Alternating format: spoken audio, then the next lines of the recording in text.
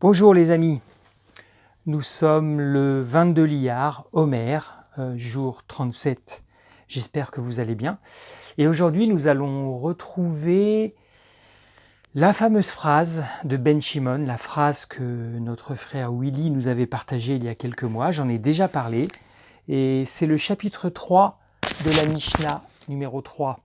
Rabbi Shimon déclare « Quand trois ont mangé à une table sans prononcer des paroles de Torah, c'est comme s'ils avaient mangé des sacrifices des morts. » En effet, il est dit en Yeshaïa 28.8 « Car toutes les tables sont remplies de vomissures et d'excréments, sans que l'omniprésent soit évoqué. » En revanche, quand trois ont mangé à une table en prononçant des paroles de Torah, c'est comme s'ils avaient mangé à la table de Dieu. En effet, il est dit en Ézéchiel 41.22 « Il me déclara, voilà la table qui est devant Dieu. » Ça, c'est un point important. L'importance de la table, l'importance des repas dans notre cheminement.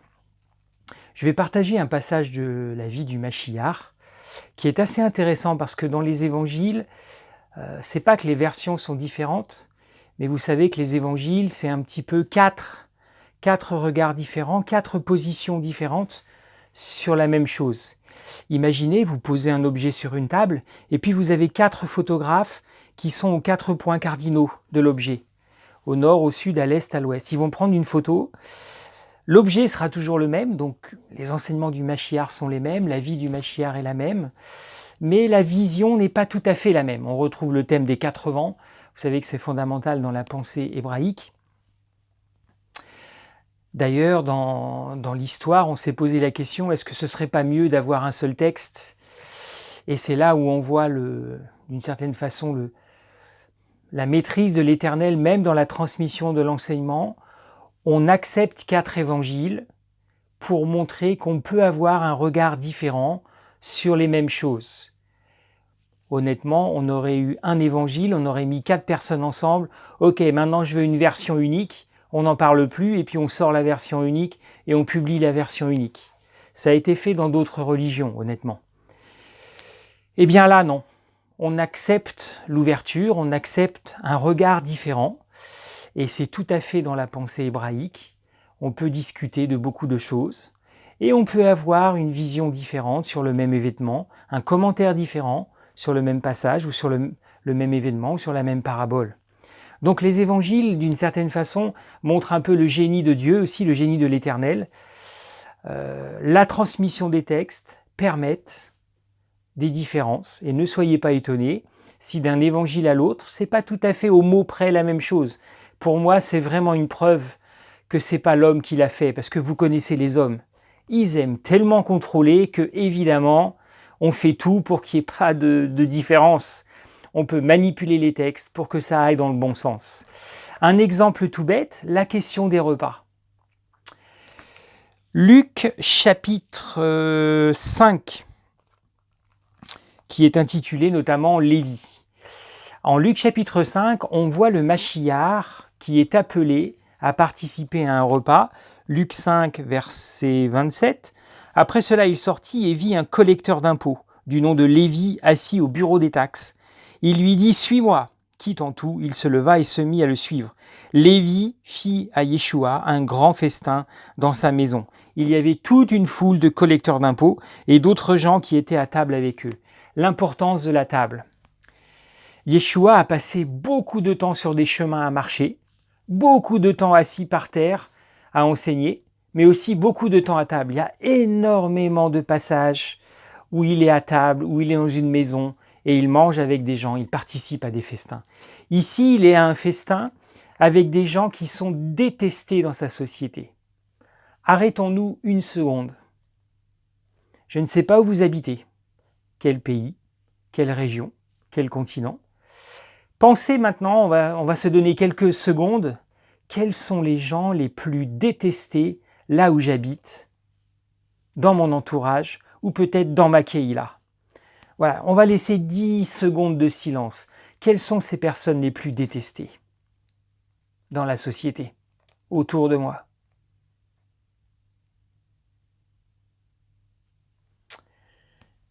Yeshua a mangé avec ces personnes-là. Les collecteurs d'impôts étaient les personnes les plus détestées parce qu'on les traitait de collabos. Collaborateurs, collabos, quelle insulte! Dans votre pays, peut-être vous n'avez jamais été occupé par une puissance étrangère. Nous, plusieurs fois, et souvent les mêmes peuples. Le mot collabo, il y a 80 ans, ouaille, aïe, aïe, ça avait une incidence incroyable. On pouvait envoyer quelqu'un à la mort avec ce terme de collabo. Et au Moyen-Orient, la même chose. Juste avec ce mot, vous pouvez vous retrouver lynché et mort sans aucune preuve. Yeshua a accepté l'invitation et il a mangé chez Lévi, entouré de ces gens que les autres détestaient et qu'il traitait de collaborateurs, parce que collecter l'impôt pour les Romains ou pour le système qui tourne autour des Romains, ouah, ça c'est le pire. Et ce qui est intéressant en Luc chapitre 5, c'est qu'on nous parle de ce festin, où il y avait beaucoup de gens, notamment des pharisiens, des scribes. Et en Luc chapitre 5, il y a les fameux enseignements sur le jeûne. Pourquoi tes disciples ne jeûnent pas? Pourquoi ceux des pharisiens de Jean-Baptiste jeûnent? Il y a aussi l'enseignement sur le vieux et le neuf, la fameuse parabole du vêtement neuf, ou des outres neuves et des outres vieilles. Voilà, donc ce sont des enseignements importants. Il y a le fameux enseignement sur le mariage. Tant que le marié est là, on s'amuse. Mais quand le marié n'est plus là, on peut être triste. Voilà, donc 3 enseignements très profonds que vous retrouverez en Marc chapitre 2 et en Matthieu chapitre 9. Mais sans aucune allusion au festin. C'est ça qui est intéressant. Donc dans la vision de Luc, ici on a un regard un peu différent où on met l'accent sur le repas. Yeshua mangeait dans une table énorme, un festin énorme, avec des gens très différents. Et on voit que les pharisiens murmuraient aux yeux des disciples. « Eh, attention, pourquoi vous ne vous lavez pas les mains comme nous on le fait dans le rituel ?» Vous voyez, donc beaucoup de gens avec des pensées différentes et de l'argumentation. Et Yeshua répondra. Ben Shimon le dit. Un repas où on ne parle pas de Torah, c'est pas tout à fait un repas. Et Yeshua a toujours saisi des occasions pour parler de la Torah directement ou indirectement. Et évidemment, dans son enseignement, il ne faut pas se faire d'illusions. Il utilise des termes bien précis, le vin, la mariée, le tissu. Toutes ces choses font partie de la vie quotidienne d'Israël. Le tissu, vous pensez au tzitzit, vous pensez au châle de prière, vous pensez aux vêtements, la façon de s'habiller. Le vin, vous savez que c'est la boisson sacrée, on en a déjà parlé, c'est une boisson à part. C'est pour ça qu'il y a une bénédiction dessus. Je crois qu'on en a déjà parlé dans l'Homère sur les noces de Cana. Le marié, ok, on va pas revenir dessus. Il y a tellement d'enseignements sur le jeune marié. Vous connaissez tous ces enseignements avec la fiancée, le fiancé, la relation avec Israël, la relation avec l'Éternel, le mariage, la délivrance. Tout ça, vous connaissez. Yeshua parle spirituellement pendant le repas. Donc je ne sais pas où est-ce qu'on en est dans notre vie. Profitons-en d'examiner notre attitude par rapport au repas. Moi je vous avoue qu'avant de connaître la pensée juive, les repas je faisais pas attention. J'avais un peu le mode militaire américain. Je mange pour me nourrir et pas juste pour faire des choses. J'ai besoin de calories. Voilà, ça m'intéressait pas les repas. Et puis en entrant dans la pensée juive, j'ai été défié.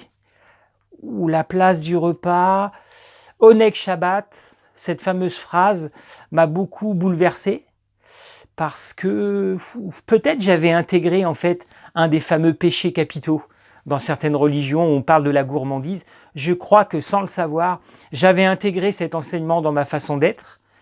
Ne pas trop manger, ne pas trop profiter de la vie, c'est pas bien. Je me trompais complètement. Oneg Shabbat, c'est sérieux. Organiser des festins, inviter des amis, c'est sérieux, ça fait partie du cheminement. Et les enseignements sur les repas de Shabbat, n'hésitez pas à chercher des enseignements là-dessus, c'est très sérieux les 3 repas. Le Rav en a souvent parlé, il y a des enseignements sur la bénédiction. Prenons au sérieux cette question du repas. Elle fait partie de notre cheminement. Parlons de la Torah pendant les repas, les sages nous rappellent de faire cela. Et Yeshua nous donne l'exemple. Oui, on peut organiser des festins, on peut accepter des invitations aux festins. avec une certaine rigueur, évidemment. Je ne vais pas parler du kasher, de tout le reste, mais voilà, on se fait confiance, on sait très bien ce qui est juste et pas juste, mais on peut utiliser les repas pour parler de l'Éternel, soit directement, soit indirectement, comme Yeshua l'a fait en utilisant des images, des paraboles, ou en utilisant simplement des mots et des concepts que nos amis peuvent comprendre s'ils ne sont pas comme nous, à fond dans le cheminement avec des termes hébraïques. N'utilisez pas des termes hébraïques juste pour impressionner, ou « ah, il est spirituel ». Si les gens ne comprennent pas, ça sert à rien. Ça sert à rien d'utiliser des termes ou des concepts si l'autre ne peut pas comprendre. On s'adapte. Pourquoi croyez-vous que les évangiles ont été traduits? Et ça a été une grande bataille au XVIe siècle. L'accès des évangiles dans toutes les langues vernaculaires. Ça a été un grand combat et ça a déclenché des conflits, mais c'était super important.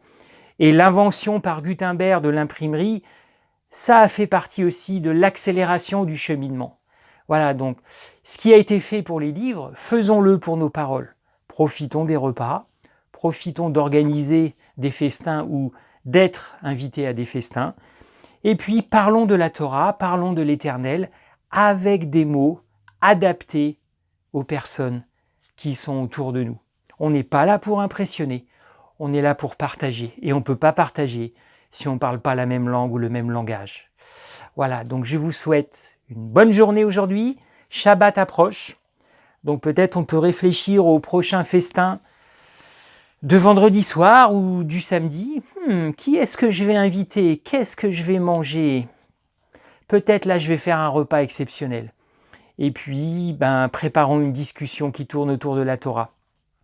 Évidemment, il n'y a pas que le Shabbat pour parler de la Torah directement ou indirectement. Je vous souhaite une bonne journée, de bons festins si c'est possible aujourd'hui, sinon à Shabbat. Et on se voit demain pour une autre Mishnah. Bonne journée les amis, passez une bonne journée au travail ou ailleurs et mangez bien, profitez-en bien.